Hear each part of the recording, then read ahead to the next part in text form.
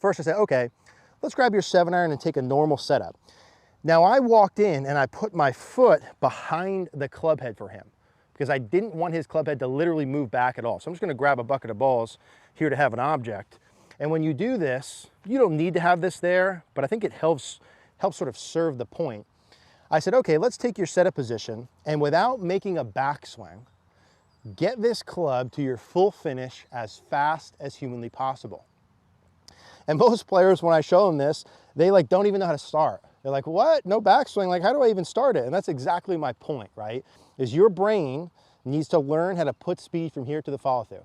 Now I'm gonna feel like I move this really fast. It's not gonna look that fast, but it's gonna feel fast from here into my follow through position. Should feel fast and rushed. No backswing at all. I put my foot there, got the bucket, fast into the finish. Okay, and we did those a couple times. He's like, okay, I kind of get where you're going there. I kind of feel what that feels like.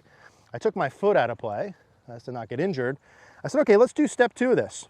After you can do speed with no backswing at all, the next phase is to do speed with really as short of a backswing as possible.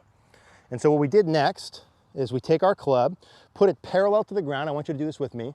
And I want you to get your club from here to your finish position, same thing, as fast as possible, without your hands really moving back away from the target yet at all. So here, through. Lots of speed through the ball. So feel kind of fast and rushed. Here, no backswing, speed through, through. You're gonna wanna pull your hands up and back as you do that. I want you to resist that in your practice, okay? And that's where we started to actually hit balls from there. And when you actually start to hit balls, we're gonna put the club in right about here. And now as I'm hitting, I am gonna allow a little bit of the hands working up and back as I try and swing forward as fast as humanly possible. And I'll explain why that works so good. So remember, a couple of reps, no backswing. So just from here, as fast as possible. 1 or 2 reps from right here, get through as fast as possible. And now we're gonna hit from that pause position, but I'm gonna allow the hands to work slightly up and back. So I'm gonna set the club parallel to the ground, like so. And as my hands are gonna pull up and back a little bit away from the target line, I'm gonna feel like I go forward and create as much speed as possible. So take my normal setup, club's parallel.